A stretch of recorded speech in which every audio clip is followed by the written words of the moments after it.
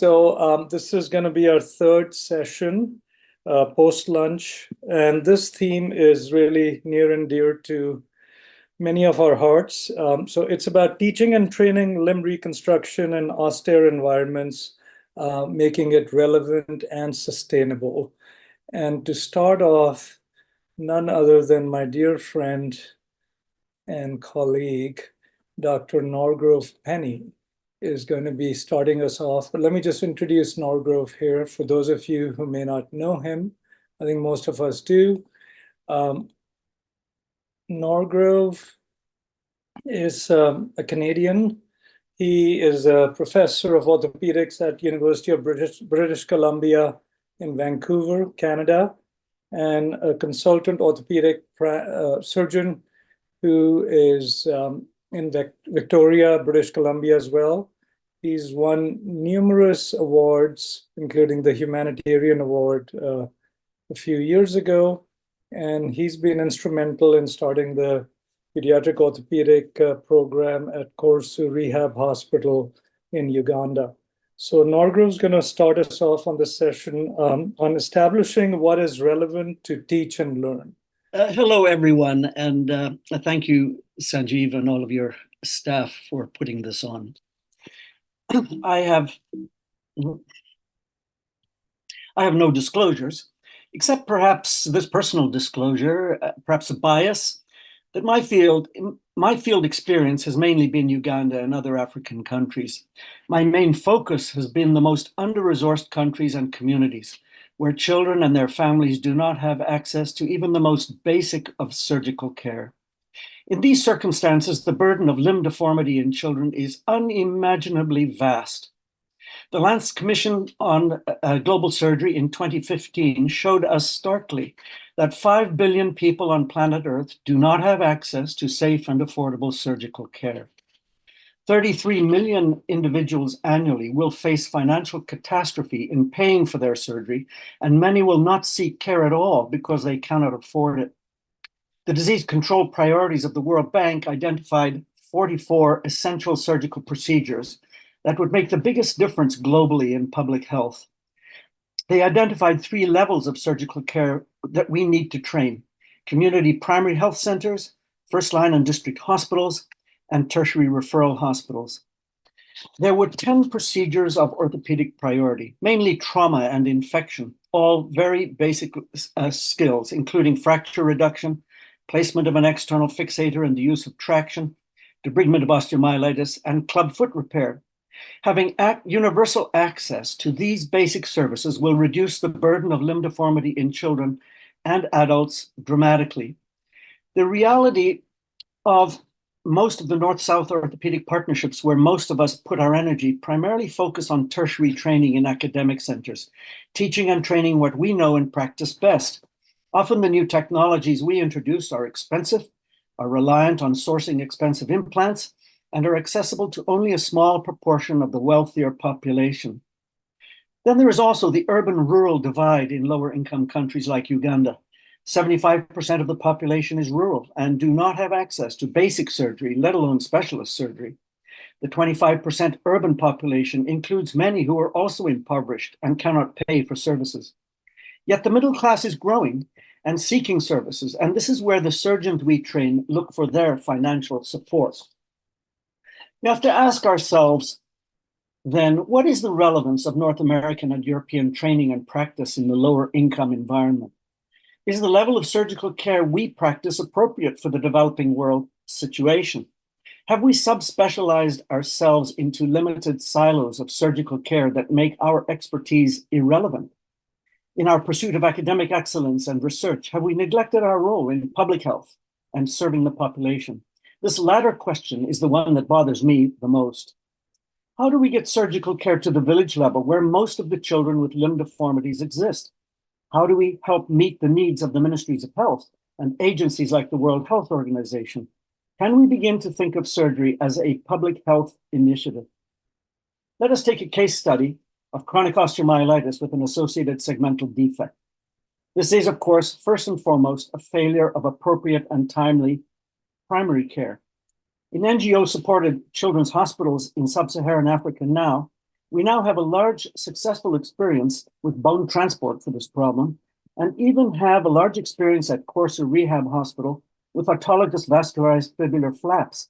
But the problem is the cost, $3,000, and almost nobody can afford this if not subsidized by generous NGOs. However, the older procedure of the Huntington two-stage fibular transfer or ipsilateral fibular pro-tibia procedure can be taught to generalists, can be implemented in community hospitals, and can salvage these cases. So a holistic approach would be to teach primary healthcare workers early identification, abscess decompression, the appropriate use of antibiotics and referral, while in the district hospital or rural hospital setting, we teach general medical officers and general surgeons posterolateral grafting, papinode grafting, or single bone transfer. And in the urban specialist centers, we teach orthopedic surgeons the masculate procedure, bone transport, or vascularized fibular flaps. This photograph is an example of an upcountry osteomyelitis surgical camp I did with general medical officers, non-specialist surgeons, in a rural district of Uganda, teaching them basic skills with basic hand instruments. With Dr. Colleen Sabatini, we have worked on the training of osteomyelitis surgery with first-year surgical residents using simulation and case concentration. A low-fidelity simulator was developed using locally available materials in which we were able to teach 14 separate surgical skills. Earlier this year, Dr. Sabatini and our Ugandan colleague, Dr. Moses Fisher, won the competition for developing a low-cost surgical simulator at the Global Initiative for Children's Surgery conference held in Manila. This was for training non-surgeons in the basic surgical skill of how to drill bone in order to decompress osteomyelitis or apply a traction pin or an external fixator. Severe ambulatory bone deformities in children are also very common from calcium deficiency rickets, true Blount's disease, and post-trauma and infection. We have proven once again that complex limb reconstruction can be done in lower income countries successfully, even with limited intraoperative fluoroscopy. Why not guided growth? Because follow-up of village children is so rarely possible, and we have seen far too many cases of horrific overcorrection. In these austere settings, simple osteotomy with pins and plaster can be effectively taught to generalists. These examples highlight the importance of training of generalists and of simulator development and training. It has been shown in the African experience that if a non-surgeon physician has done a procedure on a simulator, they will have the confidence to actually do it on a patient. The consensus in African training institutions is that we need to focus on training competent generalists with crossover skills. The SMART course that IGOT runs here in San Francisco annually is a great example, teaching orthopedic surgeons flap procedures normally in the domain of plastic reconstructive surgery. Dr. Ron Garst was an American missionary surgeon in India and Bangladesh. In 1964, he published his experience with 236 cases of spinal TB using anterior approaches to the entire spine with rib strut grafting prior to the era of internal fixation, and suggested that these procedures could be performed by, quote, ordinary orthopedic teams in developing countries. How many of us non-spine specialist surgeons would be able to do this in this day and age? Yet these are the generalist skills that are still needed.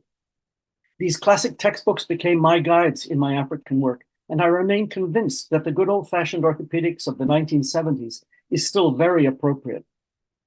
There is now also large experience of task shifting to non-physician providers. In most sub-Saharan African countries, non-physician clinical officers, including orthopedic officers and anesthetic officers, provide much of the rural surgical care. A dramatic example is the task shifting of major surgery to mid-level providers in Mozambique, where non-physician clinicians are trained to undertake emergency obstetric procedures, including C-section, ectopic pregnancies, and ruptured uterus. In 1 year, they performed 57% of the more than 12,000 operations in the country, including 92% in the rural and district hospitals. There was no clinically significant difference in outcomes of C-sections compared to specialist surgeons. There was higher retention of practitioners at rural level, and they were 3 times more cost-effective for the health system. While many of us focus our development work on high-level orthopedic training, my personal experience is that we cannot overestimate the role of non-governmental organizations and Christian mission hospitals in actually reaching the grassroots and helping the poor in the remote settings. The best example I have of an NGO that has made a huge difference globally in orthopedic care is Dr. Lou Zerko's Sign Nail program. So what is relevant to teach and learn in low resource settings? Bottom line is that we need to do much more thinking about surgical care as a public health endeavor, thinking about health systems in order to get to underserved rural communities. In this regard, we will be lining up more effectively with the priorities of the Ministries of Health and the World Health Organization.